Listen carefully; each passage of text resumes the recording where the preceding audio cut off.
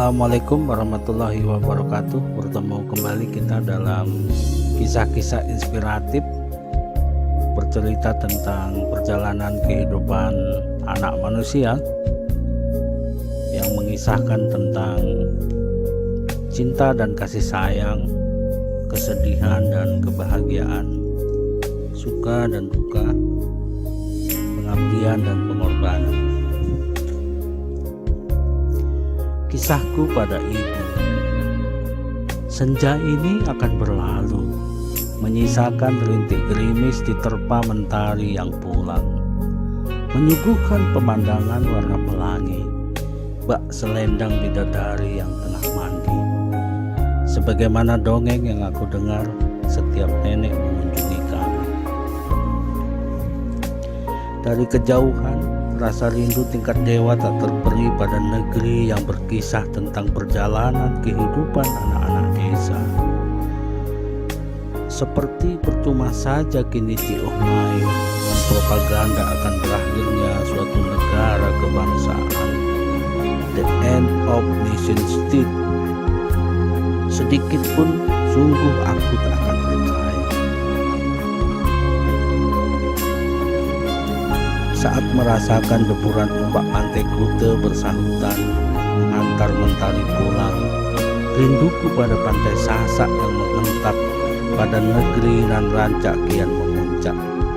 Ditulis Pujangga Walmiki dalam kisah Ramayana sebagai negeri berjuluk Suwarna Dwipa, negeri Pulau Emas, dalam kisah yang menceritakan pencaharian Sinta, istri Rama yang diculik Rahwana. Kenangan yang meninggalkan untaian makna perjalanan kehidupan yang tak datang, mendaki melewati semak belukar, pepohonan lebat, hutan belantara, lembah, tebing dan jurang yang terjal dan sangat dalam. Untuk mencapai puncaknya, menempuh sembilan telaga, dipenuhi taman bak surga.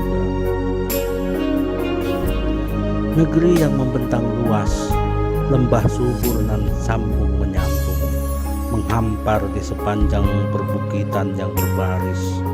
Lebih dari 1650 km panjangnya, membuat garis memanjang, membelah Pulau Emas, dikelilingi gunung api tua.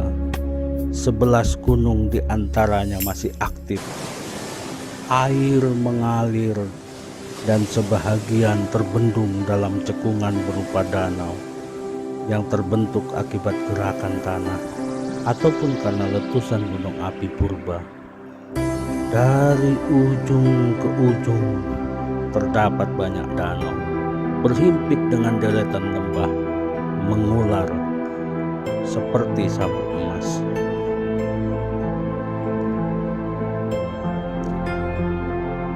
Bila rindu datang seperti sekarang, aku membuka lembar demi lembar naskah, dokumen dan buku-buku sejarah lama tentang negeri Pulau Emas ini. Seperti cerita dongeng saja pikirku. Semua naskah, dokumen dan buku sejarah menuliskan semua kemasyhuran dan kegemilangan negeri ini.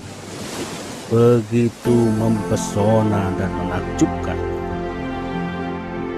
William Marsden menyebut negeri ini diduga sebagai tempat armada Solomon.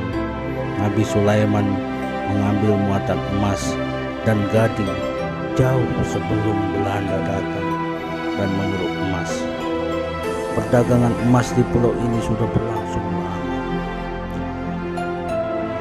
Marie France de Puyat dan Daniel Perret menyebut bahwa pengelana Tom Piris di awal abad 16 mencatat bahwa emas diperdagangkan di seluruh pelabuhan Pulau Emas ini. Pelabuhan tua di pantai barat telah pula disebutkan oleh Ptolemaeus di abad kedua Masehi. Benarkah negeri yang tak akan pernah aku lupakan ini seperti kisah yang ditulis dalam kitab umat Yahudi bernama Melakim yang berarti raja-raja? Pada pasal 9 bahwa Nabi Sulaiman, Raja Israel, menerima 420 talenta emas dan dirham, Raja Tirus yang menjadi bawahan Nabi Sulaiman. Emas itu didapatkan dari negeri Ofir. Memperkuat dugaan itu, Al-Quran Surat Al-Anbiya ayat 81 menerangkan bahwa kapal-kapal Nabi Sulaiman berlayar ke tanah yang kami berkati atasnya. Al-Ardo illati barokna fiha. Ketika waktu terus berlalu, aku mencoba melupakan semua peristiwa yang membuat kesedihan dan hati kecewa. Mengenang masa kecil adalah salah satu cara bagaimana aku melupakan semua bualan dan cerita orang-orang cerdik dan merasa paling pintar sejagat raya. Celakanya, aku tak menyadari bahwa itulah awal mula semua pertanyaan-pertanyaan muncul begitu saja tanpa ada jawaban. Mungkin semua pertanyaan-pertanyaan bodoh yang tak memerlukan jawaban. Entah mengapa aku semakin banyak memikirkan hal-hal di luar akal dan logika.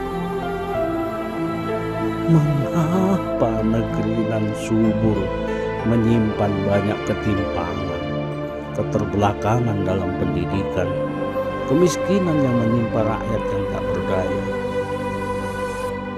Dari semua kisah ini, semuanya bermula pada negeri yang telah membawa pada suatu petualangan yang mengetatkan relung-relung tiba, bersatu dalam segenap perasaan dan pikiran yang tak mungkin bisa terlupakan. Pada pelangi di atas cakrawala, pada gunung yang menyimpan banyak cerita misteri dan kegelapan, menginspirasi para seniman, pujangga dan penyair sebagai tempat bersemayamnya ular naga.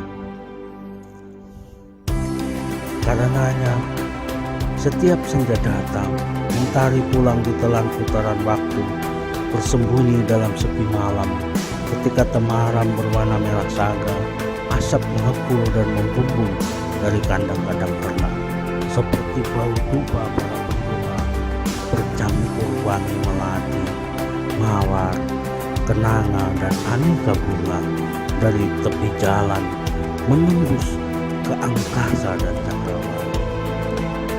Lampu suluh dari bambu kami bawa berbaris-baris menerangi jalan berbatu tempat kami menuju langgar tepi kolam. Kanan kiri jalan yang kami lewati dipenuhi dengan semak belukar dengan padang ilalang.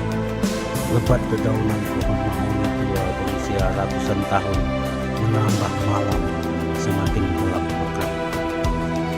Ada tiang-tiang besi berdiri bekas mengalirkan arus listrik untuk menerangi pabrik kelapa sawit, ke rumah sakit, rumah-rumah dinas para pejabat penguasa penjajah Belanda. Dengarlah ibu, aku akan tetap menceritakan semuanya padamu. Meski kebencianmu kian hari kian meninggi pada hujan dan kemarau, silih berganti yang datang tak memberkati. Meski bunga-bunga telah layu sebelum mengembang, meski harapan-harapan dikandaskan, meski kebenaran disuruhkan, meski kejujuran digadaikan, meski keadilan diperjualbelikan, meski pengkhianatan diagung-agungkan, meski caci maki dan fitnah membencimu sampai membumbung ke cakrawala, sampai tak satu pun lagi yang mencintai dan melindungimu.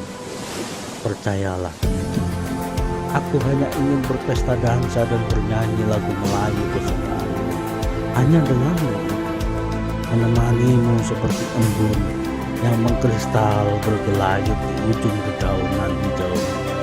Bila waktunya tiba, aku ingin merayakan ranum wajahmu yang bercingkrak pelan di antara bukit dan pegunungan pipimu yang lonang rasakan.